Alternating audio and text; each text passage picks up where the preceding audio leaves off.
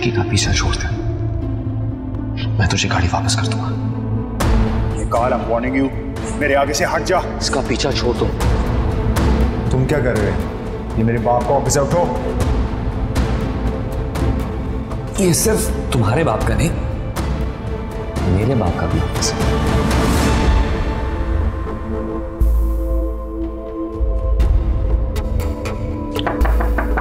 ये कौन?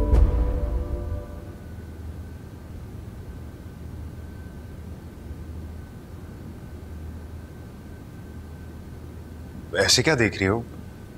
क्या मैं अपनी बहन से मिलने नहीं आ सकता? आ सकते हो, क्यों नहीं आ सकते? Come sit.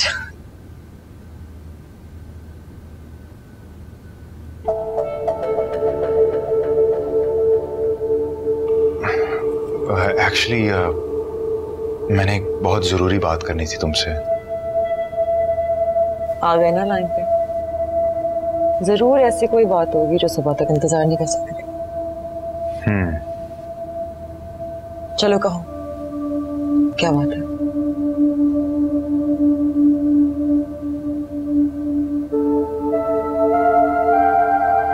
क्या ऐसा हो सकता है कि तुम मिकाल से शादी ना करो?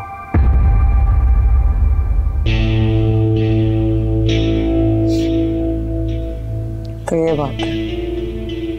पता, मैं सोच ही रही थी कि मेरे भाई को एकदम से मेरा ख्याल कैसे आ गया, लेकिन असल बात तो ये है कि तुम चोट कहीं और से खा के आए हो और बदले के लिए अपनी बहन को इस्तेमाल करना चाहते हो। गुस्सा करना चाहते हो या जो भी करना चाहते हो, लेकिन मेरी एक बात गौर से सुन लो। मैं अपने पर्सनल मामलात में तुम्हारी मुदाखलत पसंद नहीं करती।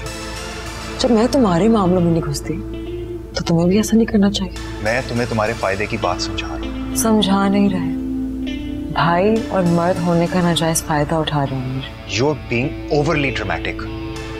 तुम्हें रियलिटी के बारे में कुछ नहीं पता। रियलिटी? कौन सी रियलिटी में? आखिर ऐसा हुआ क्या है तुम दोनों के दरमियान, और तुम अपनी लड़ाई में मुझे क्यों इस्तेमाल करना चाहते हो? तुम नहीं समझोगी। क्या नहीं समझूंगी? छोड़ो।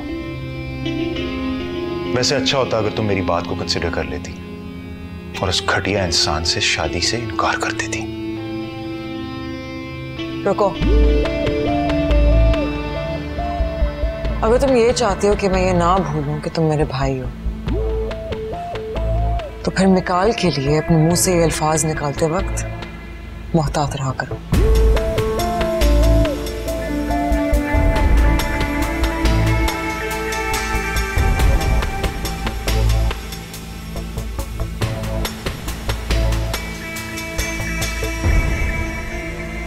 ऐसा क्या चल रहा है दोनों के बीच, मुझे मालूम करना ही पड़ेगा।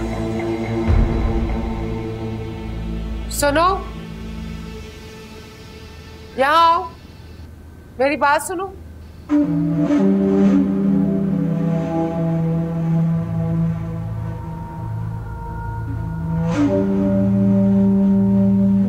लाओ तनख्वाह दो मुझे। मैडम गई हुई थी, कल रात को वापस आई हैं, आज शायद मिल जाएगी।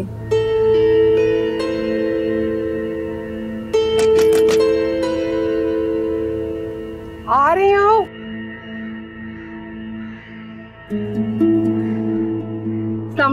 वालेकुम सलाम। तुम आज फिर यहाँ पर हो? तुम दोनों क्या बुटीक में नहीं मिलते हो? आंटी, वो हमें रास्ते में जाते हुए काम करने होते हैं ना, क्लाइंट के घर से भी होके जाना होता है, और फिर हमने इसीलिए ये डिसाइड किया कि हम आज से दोनों इकट्ठे चले जाया करेंगे ताकि काम भी हो जाए। मैम ने भी यही कहा था। तुम खड़े होके क्या शक्ल देख रही हो मेरी? जाओ जाकर तैयार हो ना, लेट हो रहे हैं।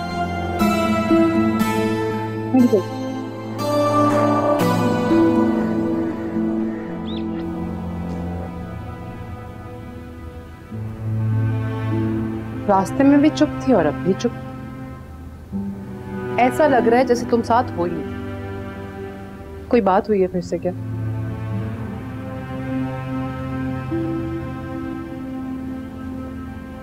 हेलो, किधर? यहाँ तुम्हारे और मेरे अलावा कोई है क्या? तुम ऐसे प्रिटेंड क्यों कर रही हो जैसे जैसे जैसे जैसे तुम भी यहाँ पर अकेली हो और मैं भी अकेली? क्योंकि मैं हूँ अकेली। ये क्या बात की तुमने? मैं इतनी दूर तुम्हारे घर आई तुम्हें पिक करने, वहां से पिक करके बुटीक लाई, और तुम कह रही हो कि तुम अकेली हो। ये कोई मजाक है? अगर ये कोई मजाक है तो वो लोग क्या मजाक करेंगे तुमसे, जिनकी अपनी जिंदगी खुद मजाक बन चुकी है। इतना आसान है तुम्हारे लिए कह देना कि तुम चुप हो, बोल कुछ नहीं रही हो। तुम्हें पता है कल रात क्या हुआ? शामिर की और मिकाल की लड़ाई हो गई थी रोड पर। दोनों गुत्थम गुत्था हो चुके थे, कुछ समझ में नहीं आ रहा था किसको बचाऊं, किससे मदद मांगू। रात को 11 बजे घर पहुंची हूँ, अम्मी पूछ रही थी मैं कहाँ थी, किसी को जवाब नहीं दे पा रही थी कि मैं कहाँ थी। और तुम कह रही हो कि मैं चुप हूँ, कोई बात नहीं करती हूँ। मैं क्या तुमसे बात करूँ यार, मुझे समझ में नहीं आ रहा। घर में यहाँ कोई आ गया तो क्या होगा यार? तुम जॉब क्यों नहीं कराती हो मेरी? मैंने कहा है तुम्हें, मुझे यहाँ जॉब नहीं करनी है। तुम्हारी जॉब का इंतजाम कर लिया है। तुम्हारी जॉब का इंतजाम मैंने कर दिया। तुम सच कह रही हो? हाँ, सो गई जॉब। पानी लेके आ।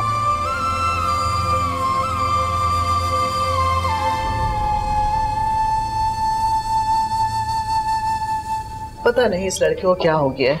अकबर कह रहा था कि रात को उसने खाना भी नहीं खाया। और रात को मेरे पास मेरे कमरे में आया था। क्यों?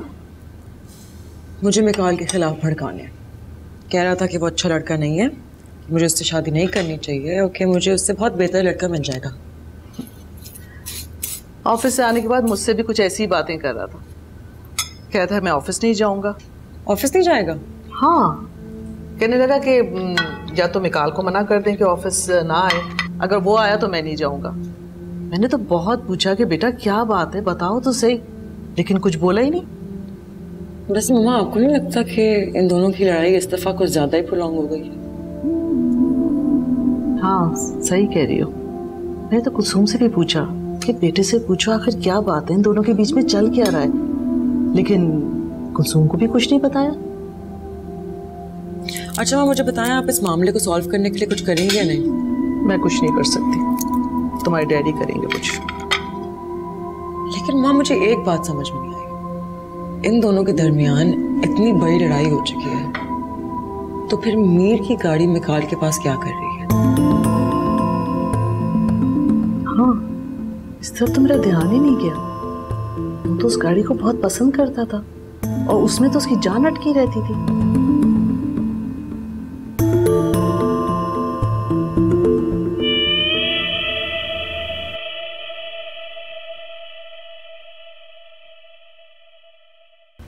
फरनाज बता रही थी तुम जॉब छोड़ के जाना चाहती हो। जी मैम। सैलरी लेट हो जाने की वजह से ऐसा कर रही हो? नेक्स्ट मंथ से ऐसा नहीं होगा। नहीं मैम, ऐसी तो कोई बात नहीं है। तो फिर क्या बात है? घर से बहुत दूर पड़ता है, बस यही वजह है। लेकिन यूनिवर्सिटी से यहाँ आना तो तुम्हारे लिए हमेशा बहुत आसान रहता था। लेकिन अब यूनिवर्सिटी जाना छोड़ दिया है। जब से अब्बू का इंतकाल हुआ है, घर की जिम्मेदारियां बहुत बढ़ गई हैं। तुम परेशान मत हो, जो तुम्हारे लिए बेहतर हो वही करो। इस महीने की सैलरी रख लो तुम अपने पास।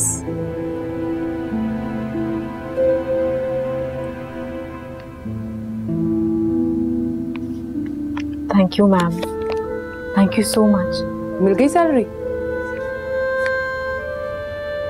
हाँ मिल गई।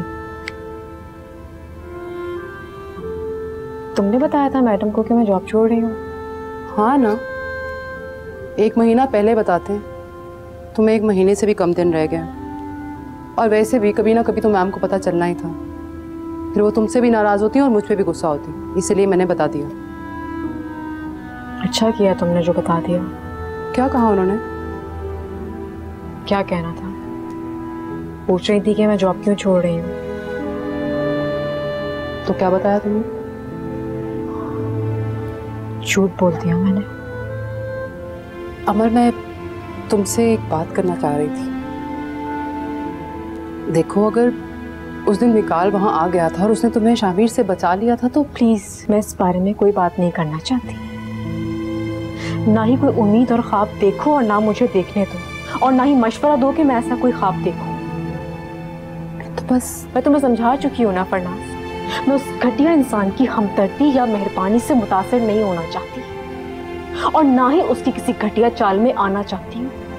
और क्या लगता है तुम्हें, अगर वो ये सब कुछ करेगा तो मैं उसे माफ कर दूंगी, सब भूल जाऊंगी मैं? ऐसा कभी नहीं होगा, मैं उसे कभी माफ नहीं करूंगी।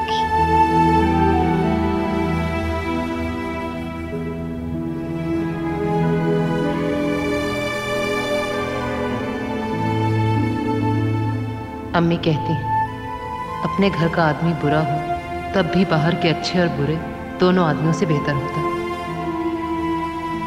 तुम चाहे उसे माफ ना करो, मगर उसने तुम्हें शामिल से बचाया तो था।